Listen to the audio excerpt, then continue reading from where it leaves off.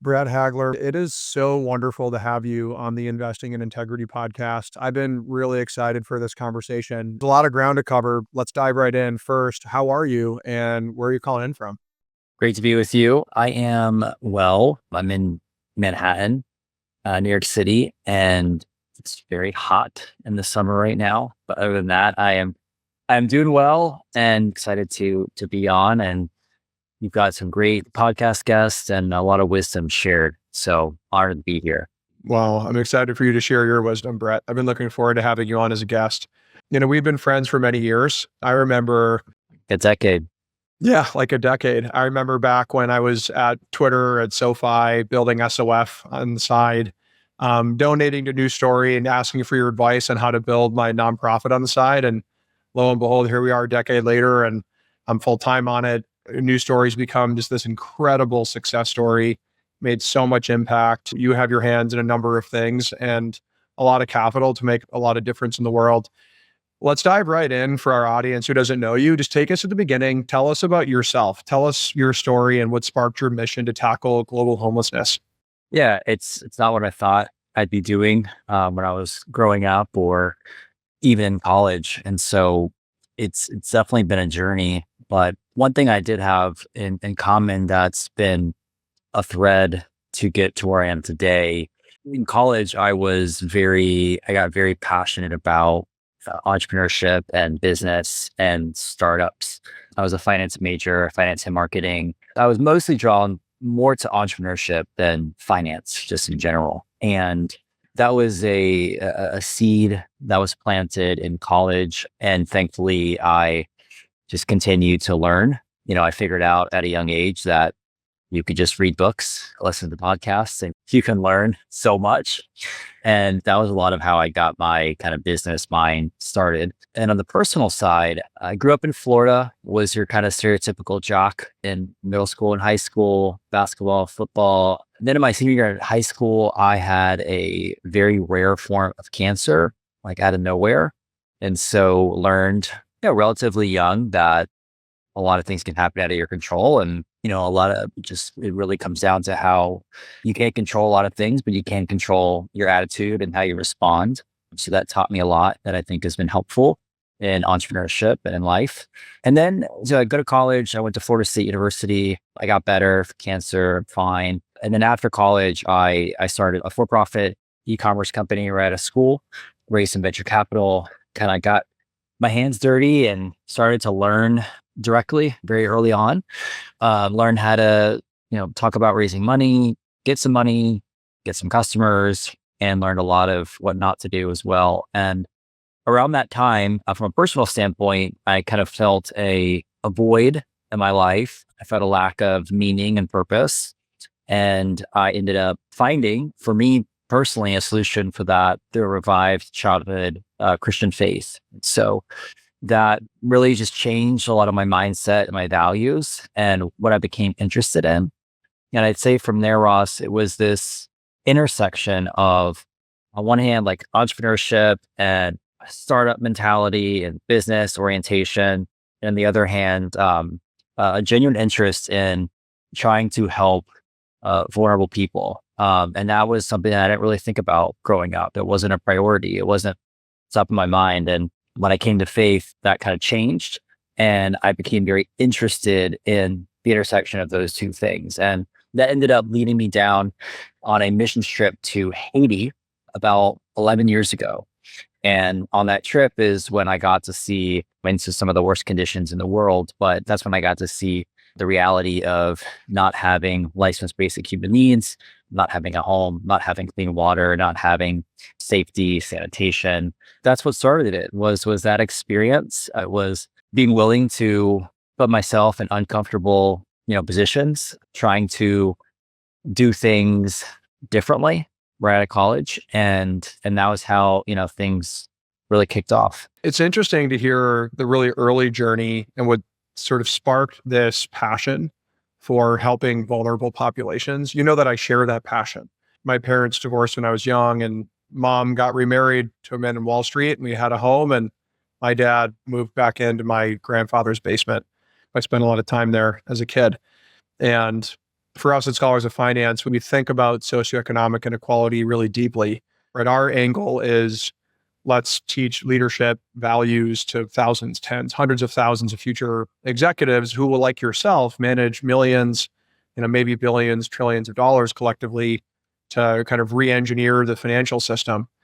Interestingly, you going on this mission trip to Haiti, it began this nonprofit journey. You took an extremely innovative approach, one of the first nonprofits in Y Combinator, Fast Company's most innovative companies in the world awards multiple times, right? Goldman Sachs most intriguing entrepreneur award recognition. Like, you just took this extremely innovative path with your nonprofit. And of course, over the last few years have led this metamorphosis into a hybrid model, which I could, of course, summarize, but I'll let you describe because you'll describe it best. Can you walk our listeners through sort of the summary of the journey of starting New Story, building it, and then bring us to the kind of metamorphosis of this new hybrid model? So we're about 10 years old. So I started it when I was just turned 25, now 35. And so, the summary, like the first half of the decade was a lot of what you just briefly mentioned. It was kind of having the courage or the guts to try some like innovative approaches on the actual like product side. So if you think about the home itself or the data collection system, there were many things that we piloted and put R&D money into, and that was very different from a traditional nonprofit, right? So we did the first ever 3D printed home and then community in the world. We did some really cool things with software and with data that we're proud of. But looking back, and this being a finance podcast, we were doing things, we're building product, but we didn't have yet the big aha moment, which was, it's not the tech and the actual product can be important. But what is, in my opinion, about 100 times more important is how do these homes and how do these families get financed at scale? And we were not thinking about that in the first half of News Story. We were like, oh, well, we'll just keep raising philanthropy, or we'll figure out how to get money from governments. And that was with kind of the financing engine, which, when you're early on and you're having year-over-year growth, like it's fine, it's good. We've raised a good amount of philanthropy, but it got to the point where when you zoom out and really look at how big the problem is, and you think about it from more of a first principles perspective with housing finance, you realize that there's no way that you can impact, tens of millions of people if you're dependent on the finance coming from philanthropy or government aid. And so we had that realization. And then the kind of big idea was, how do we help a vulnerable low-income family that is currently living in inadequate housing? And by the way, there's about 1.8 billion people in those conditions.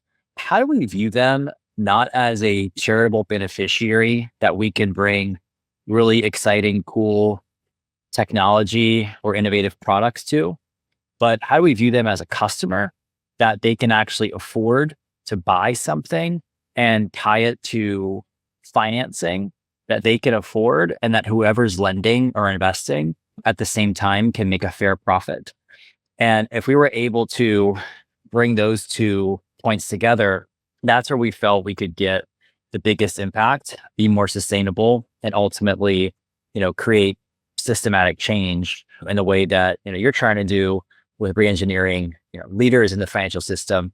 We thought we could do that with this massive underserved market of over 1 billion people that is not yet really that investment worthy, but what if they could be? And what would that look like? And what would those steps be?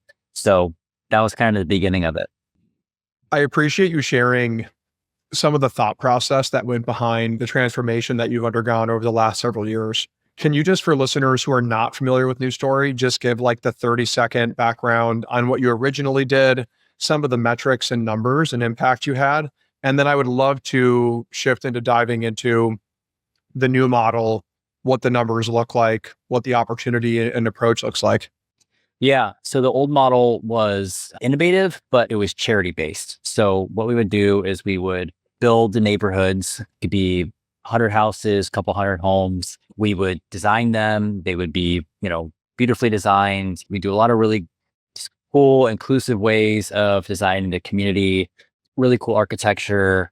But at the end of the day, how the land, the infrastructure, the home construction, how that was all getting financed was through philanthropy as the source and or government stipends as the source. And so, if you think about the question we asked is how much philanthropy does it take to help one person get, life-changing housing? And in the past, in the old model, it would take about maybe $4,000 per person in philanthropy, which most people hear that and it sounds low. We are talking about a global crisis where the pricing is different. But we realized you couldn't be dependent on raising philanthropy at scale. And you also, in our opinion, cannot be dependent on the government for certain stipends or certain aid because it just always changes. It's so hard to plan on. We would have a project that it would sound great that the government was going to subsidize the infrastructure or the utilities or the land. And then on the flip side of that, you're dealing with, delays, them not holding up to certain standards, all these things. And so, we were able to do that for thousands and thousands and thousands of homes, building nearly 40 different neighborhoods across, different countries doing that. And that was the old model. And the thing that we learned was we still had the same end customer or user. And so we learned a lot from them and we got feedback from them and we learned that they wanted to pay for their home, that they wanted to have a path that they could actually afford and that was signified. There wasn't supply in a way that was market-based and having market solutions. And so that began a metamorphosis and our team really thinking through, all right, given what we've learned, what would it look like to create, market-based offerings? And so we started piloting and we had about 2 years that were really messy because we're piloting different models. And we finally got to a place that made sense and we had some great case studies and we've kind of fully evolved the organization to this new approach. So that was the old model and we'll get into the new model. And I'd say just the main thing that changed, which is the biggest thing, is not being dependent on philanthropy or aid to finance all the hard costs. So completely removing that as the financing mechanism and replacing it with lending or investment capital. And so that's what we fully switched to. Yeah, and now you have just philanthropy funding R&D, enabling that innovation, enabling that testing, right, to sort of de-risk the capital portfolio. And you're actually raising investment capital to profitably fund and develop capitalist-based economic systems, kind of micro ecosystems in these different countries. Yeah, from a philosophic standpoint, if the end goal is you want to help the most people, right, which is what we want to do, we think if you can create something that the equation is more profit equals more impact, then you have a real gem and you have something that can really grow and can be really sustainable. And so, what we've learned is you have to have a fair profit to, the home builder, to the local home lender, to the construction lending, or to the investment, to the LPs. Because if you don't, what'll happen is it turns into like just a small, nice to have little like charitable project that may get put on a brochure, but nobody's looking at it and really wanting to grow it and scale it. And so if you can make it, fairly attractive from a profitability standpoint, while of course the most important thing is it's affordable to the customer, then that is the big idea that can actually scale to way more people, impact way more people, and actually jumpstart an ecosystem that has a pool of capital that it feels like almost infinitely larger than the pool of capital in philanthropy. And just on that data point alone, so in 2024, to give you context on the pool of capital comparison, in 2024, the amount of global philanthropy that was given to all causes, like all causes, so healthcare, food, housing, you name it, was about $500 billion total. And then if you were to compare that to what's out there in investable assets, you're looking at closer to $300 trillion as a pool of capital, right? And just in housing alone, let's say that we somehow figured out how to get all of the global philanthropy directed towards housing, which is impossible. But let's say we did, it wouldn't be big enough to solve even 20% of the housing crisis because it's just it's too big, it's too expensive. So, that's some basic, zoom out, look at the hard facts, math.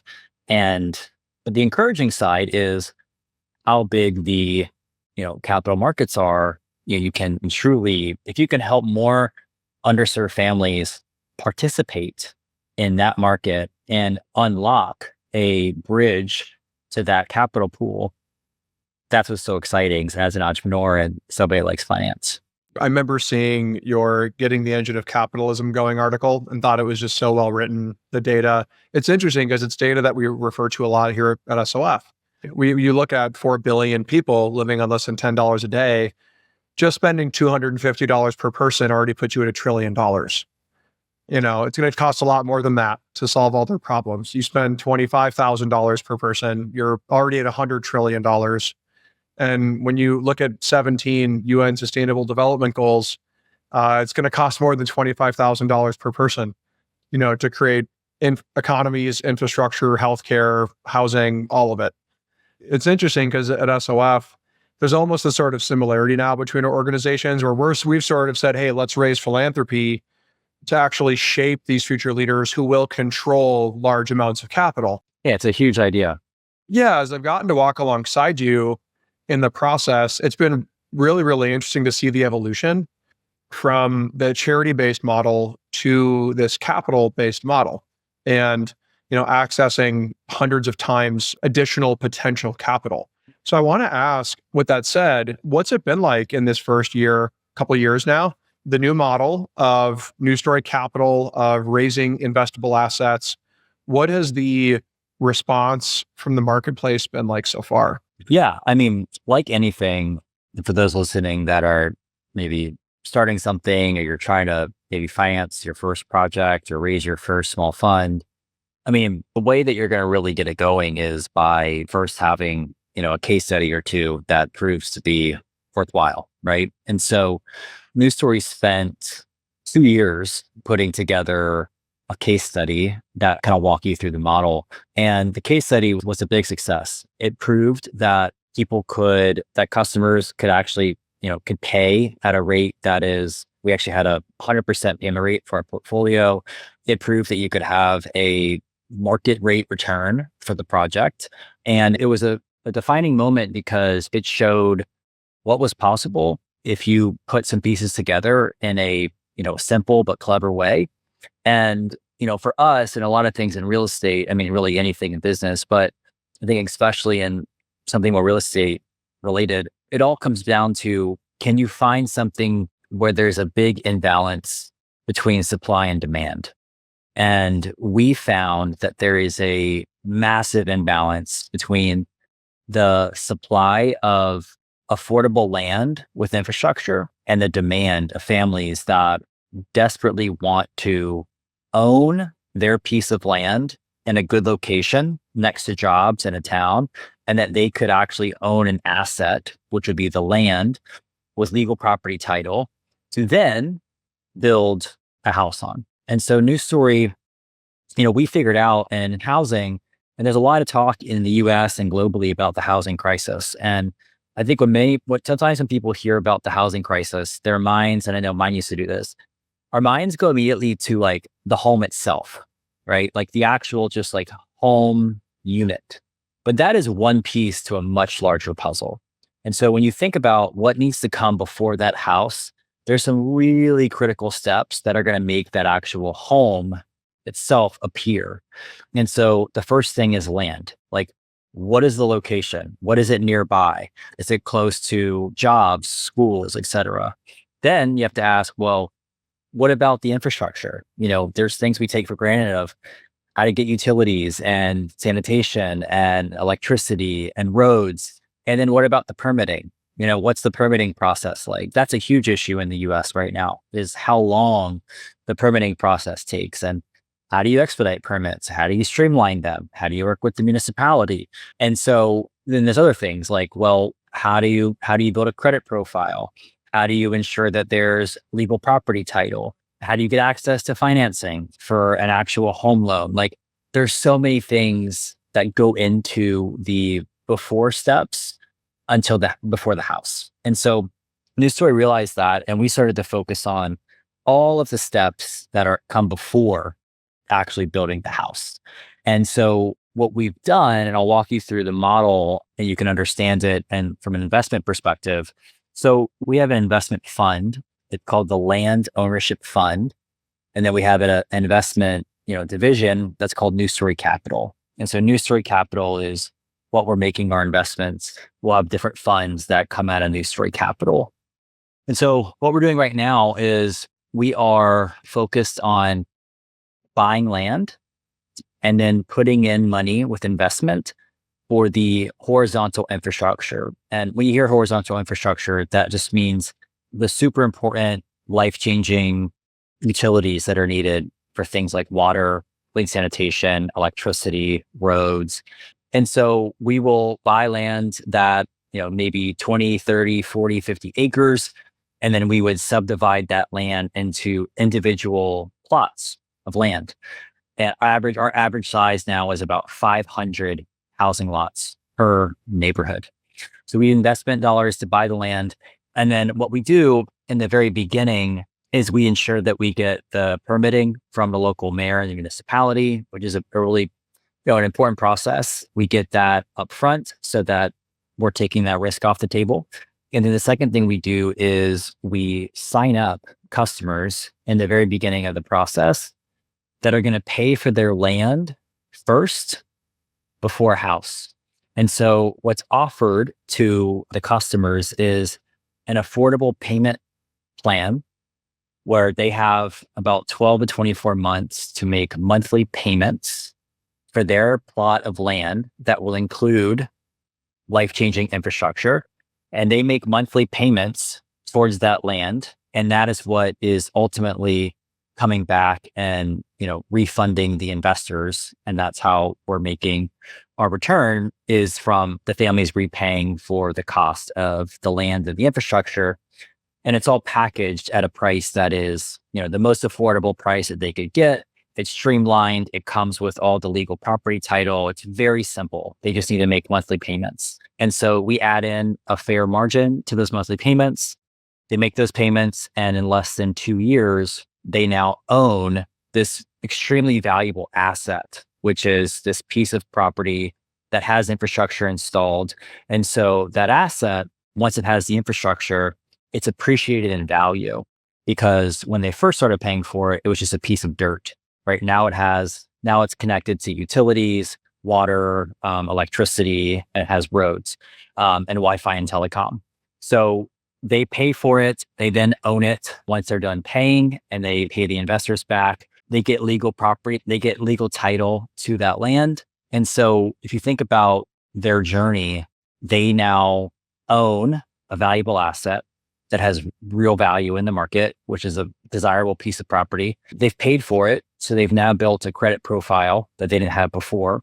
And then from that standpoint, they're in a totally different place to build a house or get a home loan, because they become the qualified customer and they can actually participate in home financing. And that's what we've done. And so that project alone had a really great return locally, and it's what we're now replicating and starting this year. So this year in 2025, we're on pace to start that model on about 3,000 housing lots, which is almost as much as we did in our first 10 years. And the philanthropic cost per person has been reduced from our old model, which was close to $4,000 per person.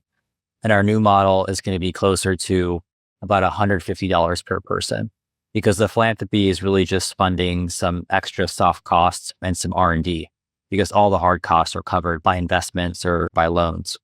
Do you think that the philanthropy will forever remain a required input? Or do you have any kind of vision that one day you sort of innovate yourself out of the need for the philanthropy altogether. And now you're essentially just an impact investing, like a housing, an international housing impact investing firm. Yeah. I mean, today we have 3 different tracks that we've set up. So we have our nonprofit arm, which is specifically the highest value there is R&D, going into risky markets, and then also like training and education and like maybe like advocating for certain policy. So it's those types of things, which is pretty low cost to do because you're really funding, competent staff. So there's that category. And I don't see that going away. We're not going to be dependent on it for scale. It's just such an accelerator, and it helps us for our mission go further down market into lower income and more vulnerable people if we can have this R&D pool of money to take riskier bets with. So there's that. And then you have the New Story Capital, which is the for-profit investment firm, and that will grow. That should grow on its own. It'll grow to hopefully expand to reach the size of the opportunity of where we're working. And then the third category is an on-ground like development company. So be like a developer that's, setting up projects and, being able to manage projects. A lot of real estate, investment firms have that. They'll have an investment firm and then they'll have an operating company that they kind of partner with. So those are the 3 tracks that we have. And in the near term, we're just trying to grow those 3 in a way that is smart enough and, not too fast. I love you bringing in the for-profit model to solve the problem. I know we touched on this a bit earlier, but it reminds me of, did you ever see Michael Porter's TED Talk, The Case for Letting Businesses Solve Social Problems? No, but sounds great. Yeah, I'll send you the link. You'd love it. For any of our listeners, I'd highly recommend it. It was one of the talks that inspired me. He essentially says, profit is magic. A business is meeting a need, creating a solution to a need, and a profit is that solution self-sustaining and self-scaling to meet the need in a market-based economy where all participants can have autonomy and agency. It's great. One kind of small question that I wanted to ask that's way off agenda for us. Because of our work at Scholars of Finance, we're oftentimes thinking about how do you create this kind of evolutionary step change in the financial system, this sort of move from shareholder capitalism to stakeholder capitalism that the Business Roundtable endorsed in 2019. That's Michael Porter, speaking of, kind of helped drive with his Creating Shared Value report. We talk about that a lot, like loving this move towards allocating investment capital towards where it can most efficiently needs and drive growth of solutions to needs. But of course, Adam Smith, you go and you read the founding father of capitalism, Theory of Moral Sentiments, Wealth of Nations. He gave us clear warnings, right, of the potential exploitative risks of capitalism. To be clear, I am a pureblood capitalist. I also just want to make sure we're enlightened capitalists and managing not just the risks in our portfolio, but the risks in our system. I'm curious how you think about kind of bringing capitalism into these developing markets, how much you've thought about doing that, and sort of ensuring you're mitigating some of the exploitative risks of capitalism for those vulnerable populations you're serving. Yeah, totally. I mean, it's a very important question. And I think it comes down to, it kind of gets into so much of what you guys talk about is the values and the integrity, right? I mean, anybody can exploit any system, right? And I think if you try to go in with an exploitative view, sure, you may get short-term wins with that, but it's usually not going to be sustainable, right? And it's not really going to last long-term. It's not going to endure for many reasons. One, because people just stop paying, or they'll run out of money, or they'll realize that they're getting ripped off, they'll lose trust, etc. So you may be able to get short-term wins with a more exploitative deployment of capitalism, but it's not going to endure, in my opinion. And if you have people running it and investing into it that have the values and the integrity that Scholars of Finance is literally teaching and advocating for, then I think you can very much find a middle ground that is affordable to the customer and get product market fit with the customer. That could be with a loan that's at a rate that is affordable to them, but also has enough profit where you're able to scale your business. And I think that's not a hard intersection to find. If you get into trying to be greedy, trying to be exploitative. I mean, sure, that obviously happens, but it's not going to win. It's not going to last. And so I think we're really excited about bringing dignified products and opportunities that somebody can pay for and unapologetically has a margin baked into it, right? And we're talking about a 10% operating margin, right? You're not talking about these crazy exploitive tricks. It's just kind of basic business fundamentals. And I think there's a whole world of opportunity out there to bring, whatever you want to call it, human-centered capitalism, dignified capitalism to overlooked and underserved markets. First, just want to say that I really appreciate how thoughtful you're being. The reason I asked the question about exploitation and that sort of side of capitalism is because, to my chagrin personally, there's just so many people in our culture today in the US and around the world who view capitalism as this like fundamentally evil system. Yeah, I know. You tell me. I started saying the capitalism word and I'm like, what happened? I thought you were an altruist. Yeah, it's just being like practical. It's like, this is it. Like, we might as well call it what it is. We're trying to bring a product into an underserved market and sell it with a fair profit. And we're saying if it has a fair profit, it can grow and be sustainable and it can scale, right? That's like the basic foundation of or the definition of capitalism. So, but yeah, of course, there are valid reasons why people feel that way. But I think with like anything, right? Like, there's ways to redeem it. There's ways to make it what it should be, right? And that there's ways that you can invest that is how it should be and is attractive. And so just because you have a group of bad actors that exploit something, it doesn't make the whole system bad. And I personally, I've been now doing this for 10 years. I've got a long way to go. And my heart has been to help vulnerable people have opportunity. I really don't see any other system than capitalism, especially for things that are like expensive and large, right? Like housing, right? To me, I'm biased, but like it is the way. And if you can do it in a way that is honoring and wise and with integrity, then it should be attractive, right? I have a couple of quick questions I want to follow up with beyond just giving a universal +1 to everything that you've said, for whatever that's worth to anybody listening. For the sort of senior executives, I want to ask a question and very seasoned investors listening, and then I want to follow on with a question for our students and young professionals. So for the senior executives, the investors that listen, a lot of our donors, a lot of our partners who listen to these interviews, can you share maybe just a couple things that you would want them to know about this as an investment opportunity? And the reason I'm asking this question, to preface a bit further, is I don't want people listening to write this off as like, oh, Brett's an impact investor, suboptimal performing asset class. Like, I'm sure impact investors, that limited pool of the investable assets will come into this. Like, this seems like a market rate opportunity. Can you talk about this as an investment opportunity for those senior executives listening and clear up any misconceptions you've heard people have as you've gone out and begun socializing it?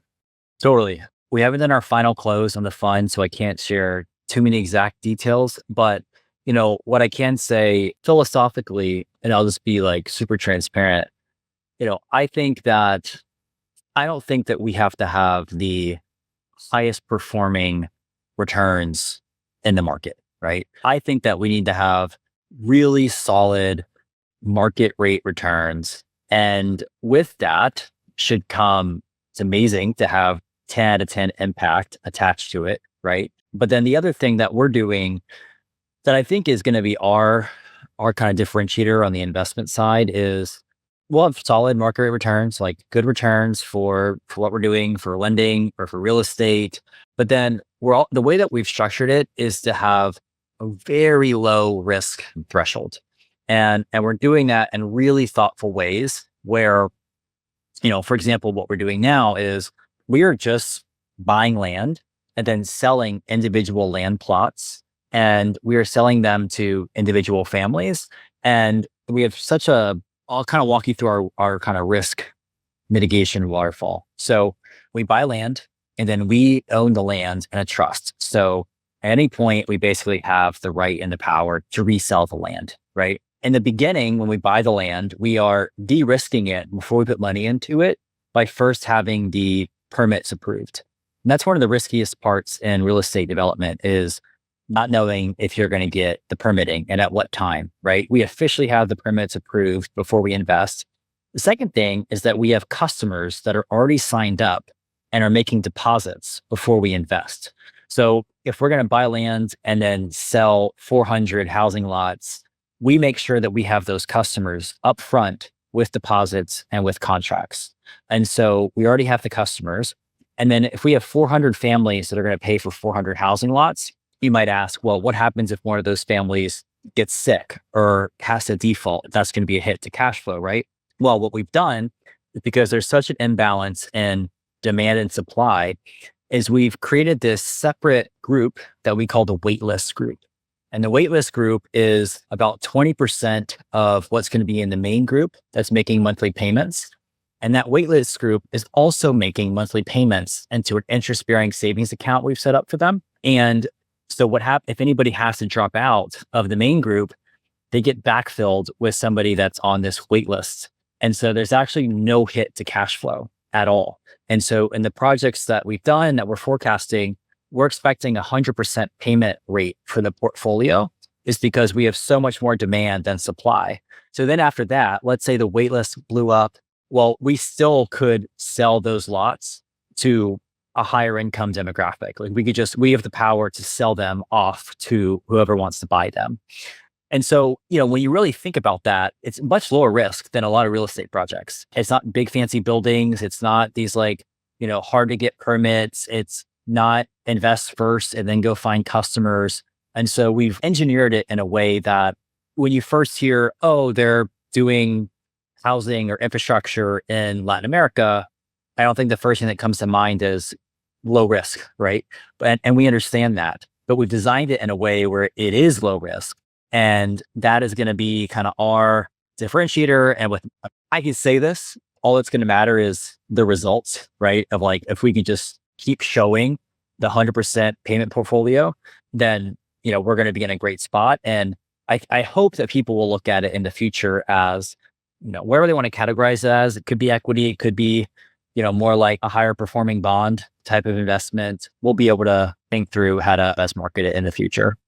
Thanks, Brett. I appreciate you unpacking that it's a low risk asset class. And frankly, I think with what we're seeing, you mentioned perhaps viewing it as a higher performing bond. When we look at some of the volatilities in US Treasuries since April and May, I think that might be a really strong marketing point to make for large asset managers who are looking to reposition some of their US Treasuries for whatever that's worth to you. With that said, I'd love to just shift into my question for our younger listeners, whether it's students, it's our alumni, it's young mid-career professionals who are 5, 10, 15 years into their investing careers. In a lot of entrepreneurship circles and the social impact circles, people hold you in really high regard. You've been extremely successful. And one thing we always ask our guests on this podcast is, what are some of the core values and the principles that you've lived and operated by that you think have contributed to your success and impact? I know you talk about this a bunch, but it's real. And especially as I've gotten a little older, integrity really is the starting point. I think there was somebody that was mentoring me and said, if your highest value could be impeccable integrity. And what that means really is, it doesn't mean that it's not this super fancy, hard to achieve virtue. It's just being who you say you are and doing what you say you're going to do. And I think that's a starting point for me. And then it's well, where do you get your integrity from? And for me, it is absolutely, unapologetically from my faith. And so if I'm reading, go Old Testament, if you're reading Proverbs, I think it's a phenomenal book of wisdom that has, some of the most enduring and best principles in life, whether you're a person of faith or not. And so those are principles and Proverbs that I try my best to live out and that's kind of the standard. And then for me, it's the teachings of Jesus and the leadership principles and the values and that standard of what it's like to serve, what it's like to have humility, what it's like to love others. And then, ultimately, I think Jesus is probably the best example of a modern day leadership principle, which is I'm going to go from Jesus to Jim Collins. So Jim Collins is an author of Good to Great and many other books. And Good to Great, he talks about, and if you're listening and you haven't heard of this, especially as a student, I highly recommend looking it up. But, he has this kind of pyramid of leadership quality, and there's 5 levels. And at the top is level 5.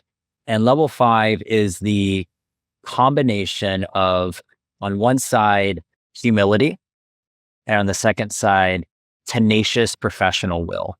And it's blending those two together.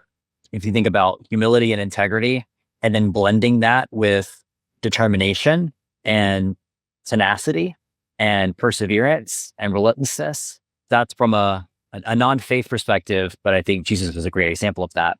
That's also, a lot of Jim Collins stuff, and Patrick Lencioni is another one where I try to get some business, personal virtues and principles from, but those are the main places. Thanks for sharing, man. Well, sometimes it's like, don't try to overcomplicate it. It's like Proverbs and Jesus, like those are you're gonna end with pretty high integrity if you're following those principles. Yeah, absolutely. In our quest to build a short list of values and principles to teach our students as scholars of finance, we looked at all the ancient sources of wisdom, the Bible, the Bhagavad Gita, like Buddhism, right? And Stoicism. And then we looked at all the modern science.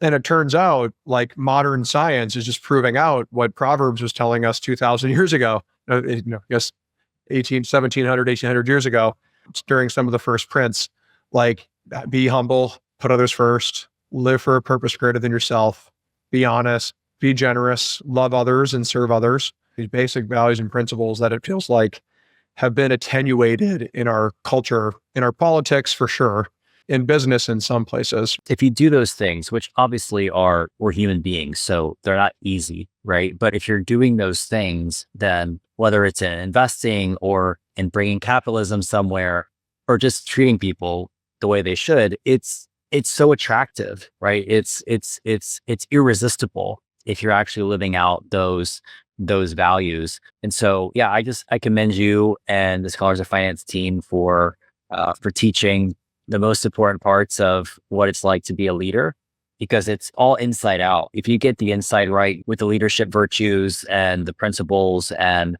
your own personal standards, that is the source where everything else flows, right? That's what y'all are doing. So awesome to watch you and be part of it. I appreciate you sharing your own experience and the impact of your work with our community, because you're 35, you raised over $100 million that you've applied to impacting the world and making the world better. And so I think I'm really excited, and for all of our listeners to hear about your story and your journey. I've got to be there over the last decade and learn alongside you, learn from you, and watch just your success and how impactful you've been. I've learned a lot from you, both actively and passively. And I'm really excited for our community to hear more about the work you're doing. I'm excited for the investors listening to hear about New Story Capital. I'm excited for our younger listeners to just hear some of the leadership lessons that you've shared. Can I end us on a couple rapid fire questions? Yeah. A couple rapid fires here. What are 2 or 3 books you would recommend all aspiring investing leaders read? So one book is not really an investment book, but I think it applies to investing. It's called Extreme Ownership by Jocko Willink. 1, Proverbs. 2. And then I'd say 3, I've been trying to read more of in the last year is, and it's going to sound so cliche to investor folks, but Charlie Munger's stuff. I just think it's so great and so spot on. So those are my 3. Well, +1, Extreme Ownership. You often hear me say good, or you get what you tolerate around here. It's one of our favorites. What advice would you give to young professionals who are trying to integrate their values into their careers and into their future investing? I think you can do it in a way that is both on one side is bold, but when I say bold, it isn't coming in and knocking stuff over and, grabbing attention, but it's bold and humble. And I think you can do those 2 things at the same time. And so if you have, certain values or beliefs, you got to make them known. You can make them known in a way that, again, is attractive. And, I think that a lot of people, especially younger people, they look up to folks that have the courage to do things differently, right? And they may not say it, but in the back of their mind, they're looking at somebody that actually has the guts and the courage to do things differently with their values. And that is what a leader is, right? A leader is the willingness to be different from the crowd or from the culture. Thanks, Brett. I think we're going to end there. Where can people learn more about your work? You can go to, for the investment side, newstorycapital.com, and you can find me on LinkedIn or X. We are hiring some finance folks this year. So if you want to look at an associate or analyst role, we'll have some finance roles out there. Good podcast to make that plug on, let me tell you. Yeah, it's a good plug. And I'll tell everybody that was not planned. Hungry and humble folks that want to have a big impact and work in a huge underserved market. Amazing. Brett, I just want to say how much I've appreciated you, our friendship, the inspiration that you provide so many people through your work at New Story. Thanks for coming on. Would love to have you on again in the future to ask you some more questions as New Story Capital evolves. We'll do it, man. Thank you. Cool. Thanks, Brett. Thank you for listening to today's episode of Investing in Integrity by Scholars of Finance. I want to share a huge thank you to our advisors, directors, donors, team, and our members who make this all possible. If you like this episode, please leave us a review on Apple Podcasts. And if you have any feedback for us, you can send it to hello@scholarsoffinance.org or by visiting our website. Until next time, please join us on our mission to inspire character and integrity in the finance leaders of tomorrow.